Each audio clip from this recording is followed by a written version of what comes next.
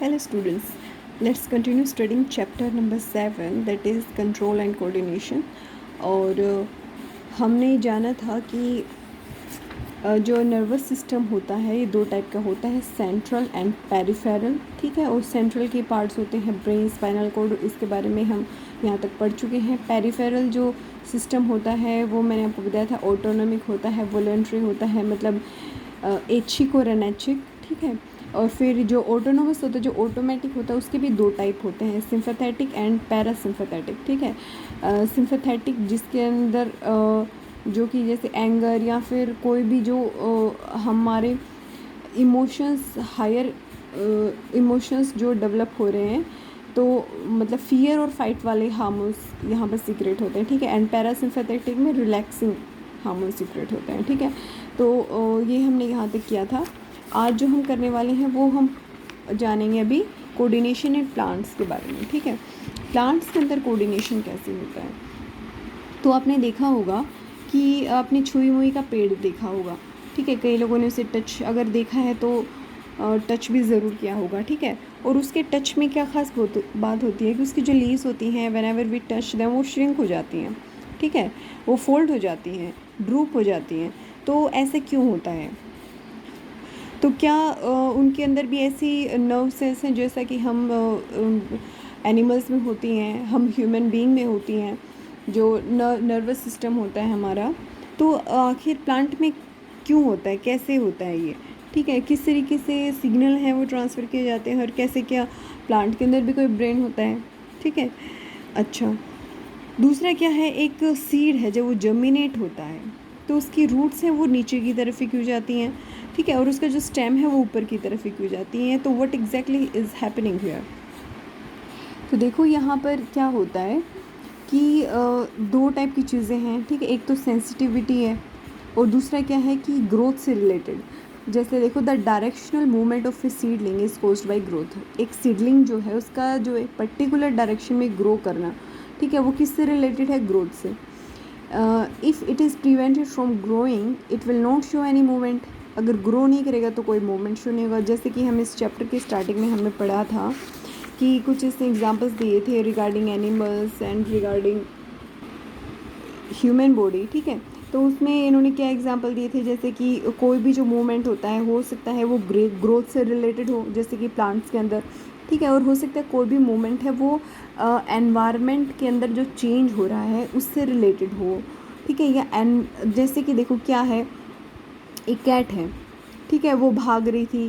और कौन सी एग्जांपल इसने इसके अंदर दिए हैं। जैसे देखो, तो मैंने आपको बताया था कि अगर एनवायरनमेंट के अंदर चेंज है तो आपको कोई मूवमेंट दिखाई दे सकता है। दूसरा ये भी हो सकता है कि एनवायरनमेंट के अंदर जो चेंज हुआ है उसका एडवांस लेने के लिए, उसका फ़ायदा लेने के लिए जो है कोई भी मूवमेंट हो रहा हो। जैसे कि एक कैट है, अगर वो भाग रही है, ठीक है, हमें तो सिर्फ इतना दिखा कि कैट भाग रही है, लेकिन हो सकता है कैट माउस को पकड़ने के लिए भाग रही हो।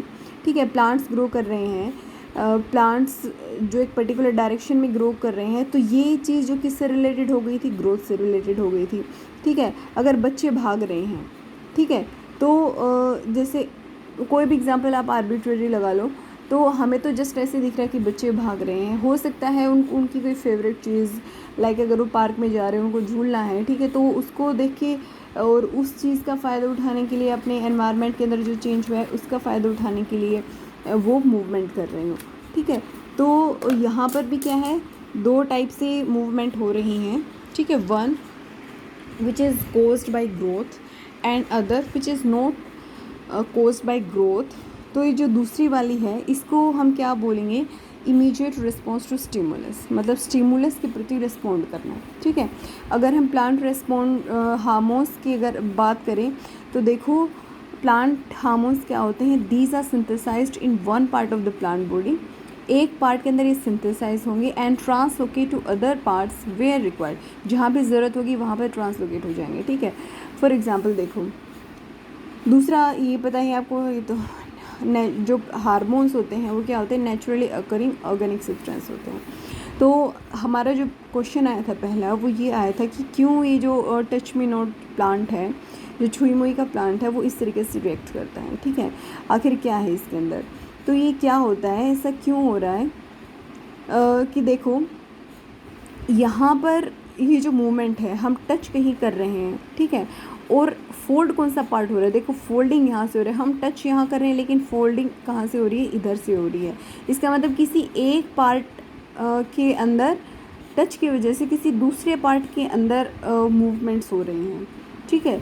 तो ये तो हमें समझ में आ गया कि ये इसके पीछे प्लांट हार्मोन्स रिस्पॉन्सिबल है, ठीक है।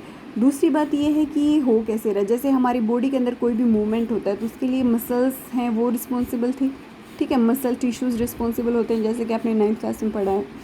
तो यहाँ पर कैसे होता है, यहाँ पर तो कोई मसल्स नहीं है, यहाँ पर तो कोई नर्वस सिस्टम नहीं है, ठीक है। तो वो कैसे हो रहा है, वो होता है, देखो कितना अच्छा, मतलब नेचर ने कितनी इंटेलिजेंटली और कितनी कॉम्प्लेक्स और ब्यूटीफुल स्ट्रक्चर दिया है, और कितनी मतलब अच्छे से ये पूरा, जैसे कि ये देखो टच मी नॉट प्लांट है, इसका जो पूरा मैकेनिज़्म है कितना ब्यूटीफुल है और कॉम्प्लेक्स भी है, बट कॉम्प्लेक्सिटी में ही ब्यूटी है, ठीक है। तो देखो वो इसके अंदर क्या है, कैसे ये मूवमेंट हो रहा है कि यहाँ पर इस प्लांट के अंदर क्या होता है, मैक्सिमम अमाउंट में वाटर होता है। तो अगर वाटर का अमाउंट कम या ज़्यादा हो जाए तो स्वेलिंग होगी या श्रिंकिंग होगी, और बस इसी के आधार पर मूवमेंट हमें दिखाई देता है। इज़न्ट इट इंटरेस्टिंग, ठीक है। तो ये दिस इज़ द रीज़न जिसकी वजह से टच मी नॉट प्लांट जो है वो इस तरीके से रिएक्ट करता है। नेक्स्ट हम पढ़ेंगे, ये तो हमने पढ़ा था स्टिमुलस के प्रति कैसे रिस्पॉन्ड करते हैं। हार्मोन्स रिस्पॉन्सिबल ऑब्वियसली, यहाँ पर देखो मूवमेंट ड्यू टू ग्रोथ की वजह से जो मूवमेंट्स होते हैं। आपने देखा होगा कि कुछ ऐसे जैसे क्लाइंबर्स होते हैं, जैसे कि पी प्लांट है, वो कुछ अलग तरीके से ग्रो करता है, ठीक है। ये क्या कर लेता है, ये फेंस कर लेता है खुद को बाय मीन्स ऑफ टेंड्राइल। टेंड्राइल्स क्या होते हैं, जो इस तरीके का स्प्रिंग लाइक स्ट्रक्चर होता है, ठीक है, जो कि खुद को लपेट लेता है अराउंड, उसको जो भी सपोर्ट मिलता है उसके अराउंड खुद को वो कर लेता है। तो ये ऐसे क्यों होता है, क्योंकि जो टेंड्रिल्स हैं ये टच के प्रति सेंसिटिविटी होते हैं, अगर उनको कोई सपोर्ट मिला है तो वो उसके टच में आएंगे, और उसके प्रति सेंसिटिव होने की वजह से क्या होता है, the part of the tendril in contact with the object it does not grow, वो ग्रो नहीं करेगा। जो पार्ट टच, फॉर एग्जांपल ये क्या है, ये सपोर्ट है, तो अगर इसके आसपास अगर वो एक क्लाइंबर है या पी प्लांट है, जो भी एग्जांपल हम ले रहे हैं, तो वो है ना ग्रो करना बंद कर देगा, ठीक है। उसकी ग्रोइंग रेट जो है वो कम हो जाएगी as compare to other part of the plant. तो वो क्या करेगा, वो बस इसके अराउंड धीरे धीरे धीरे धीरे घूमता रहेगा, और वो एक सपोर्ट ऐसे बना लेगा, और बाकी का जो प्लांट है वो तेज़ी से ग्रो करेगा ऊपर की तरफ, ठीक है। तो देखो ये भी कितना ब्यूटीफुल सिस्टम है ग्रोइंग का, ठीक है। So it happens this cause the tendril to circle around the object and thus cling to it, वो क्लिंग कर जाता है। More commonly plant respond to stimuli slowly by growing in a particular direction. Stimuli जो है उसके प्रति कैसे respond करते हैं, धीरे धीरे या फिर किसी पर्टिकुलर डायरेक्शन में ग्रो करते हैं, ठीक है। देखो इसके लिए इसने एक एक्टिविटी दी है, और ये एक्टिविटी आप ट्राई भी कर सकते हो। इसके अंदर क्या, हमने एक कोनिकल फ्लास्क लिया, उसके अंदर वाटर लिया, और उसके ऊपर हमने लगा दी एक वायर मैश, ठीक है। वायर मैश के ऊपर हमने कुछ फ्रेशली जर्मिनेटेड बीन सीड रख दी हैं, ठीक है, जो जर्मिनेट अंकुरन जिनके अंदर स्टार्ट हो गया है। फिर हमने कार्डबोर्ड बॉक्स लिया और उसको कुछ इस तरीके से लिया, मतलब एक साइड का ये जो एक साइड है उसको हमने ओपन छोड़ दिया, ठीक है। तो हम देखेंगे 2-3 दिन बाद में, इससे ज़्यादा भी टाइम ले सकते हैं। तो अगर अच्छे से देखना चाहते हैं तो क्या होगा कि वो जो उसका ऊपर वाला हिस्सा है, जो स्टेम है, वो तो लाइट की तरफ बेंड होगी, और जो रूट है वो क्या है, वो away from the light bend हो गई है, ठीक है। तो ये देखो, ये बहुत बड़ा एग्जाम्पल है इस चीज़ का कि किस तरीके से चीज़ें हैं वो किसी पर्टिकुलर एक फैक्टर से अफेक्ट हो जा रही हैं, ठीक है। अगर मान लो अगर आपने कोई आपने गमला लिया, ठीक है, और एक्सीडेंटली या कैसे भी, या अगर आप एज एन एक्सपेरिमेंट भी ट्राई कर सकते हो इसको, तो उसकी ग्रोथ कैसे होगी, उसकी ग्रोथ आप देखोगे तो इस तरीके से होगी। स्टेम है ऊपर की तरफ ग्रो करेगा, रूट से नीचे की तरफ ग्रो करेगी। तो ऐसा क्यों होता है, देखो एनवायरमेंटल ट्रिगर्स, जैसे एनवायरमेंट की तरफ से जो चीज़ें उत्तेजक हैं, जैसे कि लाइट है, ग्रेविटी है, ठीक है, will change the direction that plant parts grow in. ठीक है। ग्रेविटी की वजह से रूट्स का ग्रोथ इस तरफ होता है, और ये लाइट के प्रति सेंसिटिव, मतलब यहाँ पर जो हॉर्मोन्स हैं they are sensitive to light and the hormones here are not sensitive to light. ठीक है, तो बस दिस इज़ द डिफरेंस जिसकी वजह से ऐसा हो रहा है। तो ये जो इसको हम बोलते हैं दिस डायरेक्शनल या फिर ट्रोपिक। ट्रोपिक का मतलब क्या है? डायरेक्शन, मतलब पर्टिकुलर डायरेक्शन में मूवमेंट कैन इधर बी टूवर्ड्स स्टिमुलस और अवे, मतलब वो कैसे भी हो सकता है, स्टिमुलस की वजह से अफेक्ट ज़रूर होगा वो। ठीक है, तो ये चीज़, जैसे इसमें कुछ एग्जांपल हम ले सकते हैं, जैसे कि जियोट्रोपिक है। जियोट्रोपिक मतलब अर्थ की तरफ डायरेक्टेड होते हुए जो ग्रोथ होती है। हाइड्रोट्रोपिक का मतलब क्या होगा फिर? हाइड्रो किस वर्ड के लिए आता है? पानी के लिए। तो हाइड्रोट्रोपिक मतलब सेंसिटिविटी टुवर्ड्स वाटर, और सेंसिटिविटी भी कैसी? ग्रोथ, उस पर्टिकुलर डायरेक्शन में ग्रोथ। ठीक है, तो देखो अगर हम इसको समझना चाहते हैं तो उसको समझने के लिए हम कोई भी एग्जांपल भी रख सकते हैं। जैसे कि यहीं पर देखो पानी की वजह से जो है जर्मिनेशन होगा। अगर ये सारा सेटअप हटा दो, ये हटा दो, नॉर्मल उसमें रखो, और एक कोनिकल फ्लास्क की हुआ, एक और अदर कोनिकल फ्लास्क को जिसके अंदर आप कुछ भी पानी वानी मत डालो, उसके ऊपर भी आप वायर मैश लो, और उसके ऊपर भी इसी तरीके से जर्मिनेटेड ये रखो। ठीक है, तो आपको पता चलेगा कि इसमें कुछ भी कोई भी ग्रोथ नहीं होगी, बट जो पानी वाला है उसके अंदर ग्रोथ होगी, तो वो हाइड्रोट्रोपिज्म हो जाएगा। कीमोट्रोपिज्म में क्या होता है? केमिकल्स की वजह से जो ग्रोथ होता है, जो डायरेक्शनल ग्रोथ होता है। ठीक है, जैसे कि किसके अंदर होता है? पोलन ट्यूब्स के अंदर, जो टूवर्ड्स ओव्यूल्स। पोलन ट्यूब्स किसकी तरफ ग्रो करती हैं? ओव्यूल्स की तरफ, about which we will learn about in exam, मतलब जो फर्दर क्लासेस रहेंगे आपके, जो रिप्रोडक्टिव प्रोसेस रहेगा उस चैप्टर में। ठीक है, सो ये हमने देखा the movement of the sensitive plant in response to touch is very quick. अच्छा, एक चीज़ और देखो, कुछ क्या होते हैं, कुछ मोमेंट्स ऐसे होते हैं जो काफ़ी क्विक होते हैं, काफ़ी जल्दी हो जाते हैं। ठीक है, दिखता है वो हमें। For example this one, touch me not plant. ठीक है, the movement of sunflower in response to day और night on the other hand is quite slow. लेकिन सनफ्लावर है वो भी क्या होता है? लाइट के प्रति सेंसिटिव होता है, लेकिन वो काफ़ी स्लो है। Growth related movement of plants will be even slower. अच्छा, ग्रोथ है, एक प्लांट है वो तो धीरे धीरे धीरे धीरे ग्रो करता है, तो वो और भी स्लो होता है। तो क्या होता है कि ये इसके पीछे रीज़न क्या है? इसके पीछे रीज़न यही हार्मोन्स ही हैं। ठीक है, देखो अगर हम थोड़ा और डिटेल में बात करें, जैसे कुछ एनिमल बॉडीज़ होती हैं वो कंट्रोल होती हैं किस एज़ कम्पेयर टू मतलब टूवर्ड्स ग्रोथ। ठीक है, जैसे कि उनका जो ग्रोथ है वो एक यूनिफॉर्म तरीके से होता है।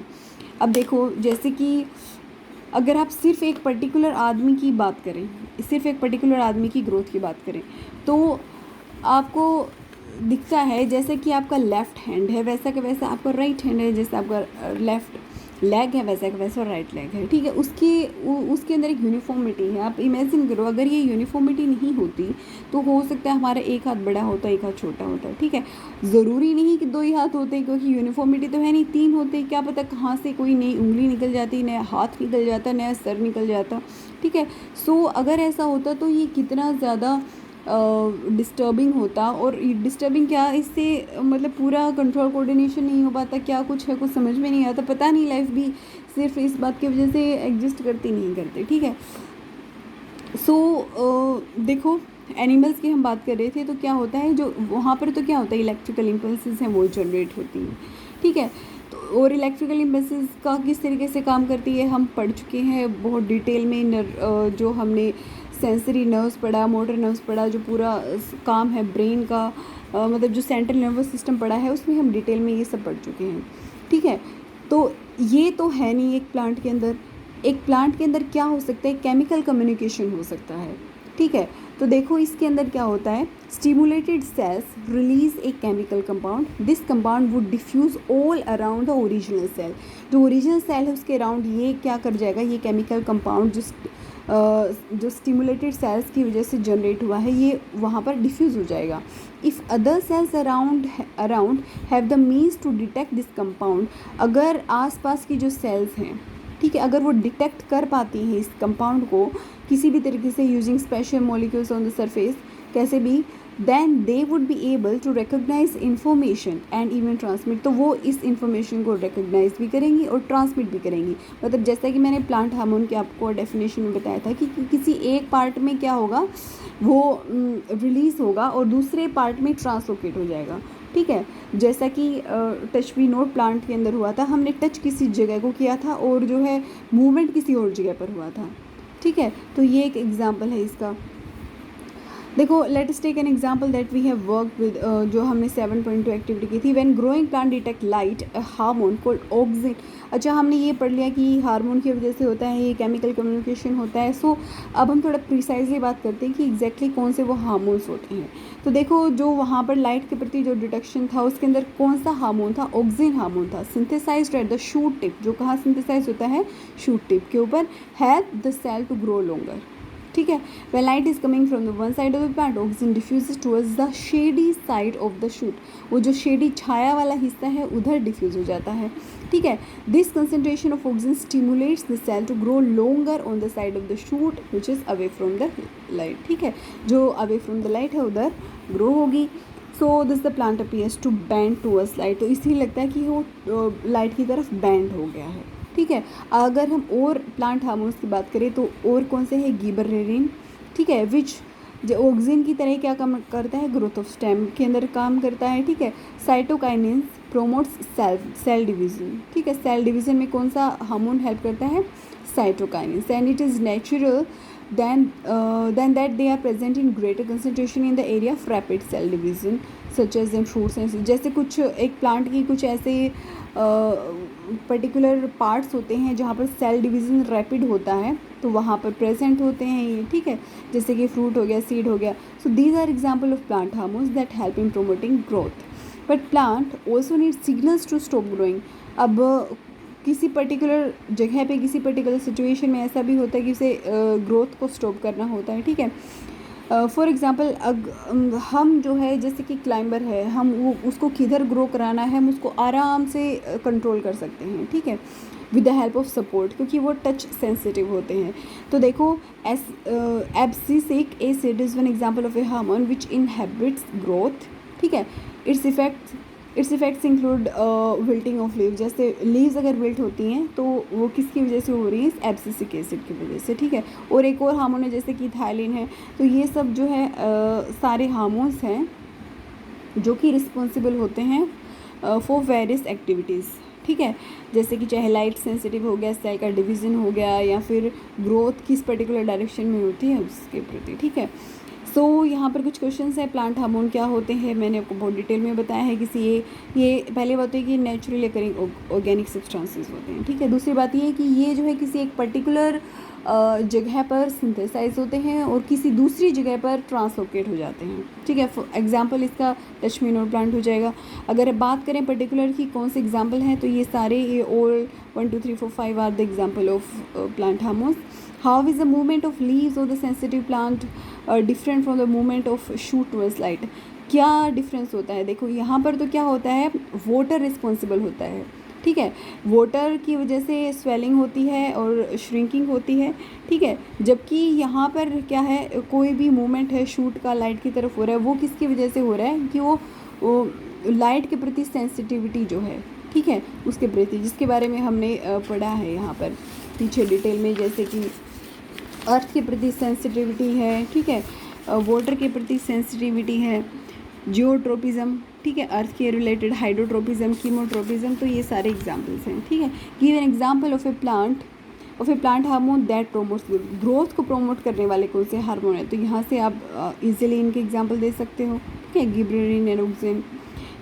How do auxin promote the growth of a tendril around a. Tendril के अराउंड ऑक्सिन कैसे करता है, ये मैंने आपको ऑलरेडी बताया है डिटेल में कि टेंड्राइल क्या करता है, क्योंकि टच सेंसिटिव होता है तो ये क्या करता है, सपोर्ट के अराउंड ही अपनी ग्रोथ को कम कर देता है। ठीक है, और बाकी जो पार्ट है वो अच्छे से ग्रो करता रहता है और वो बस उसी के अराउंड हल्का हल्का घूमकर वो अपना सपोर्ट है उसके अराउंड रह जाता है। ठीक है, design and experiment to demonstrate hydrotropism, एक एग्जांपल मैंने आपको बताया है। और अब कुछ भी अपनी तरफ से, जैसे कोई बीकर वाला एग्जांपल है, ठीक है, उसके अंदर आप इस तरीके की ट्यूब डाल सकते हो और एक के अंदर पानी डालो, दूसरे के अंदर मड डालो। ठीक है, और सीड्स को रख दो यहाँ पे। ये जो आपने ब्रिज टाइप बनाया है और इस पूरे सेटअप को आप क्लोज रख दो ताकि वो जो पानी है वो उड़ ना सके, ठीक है।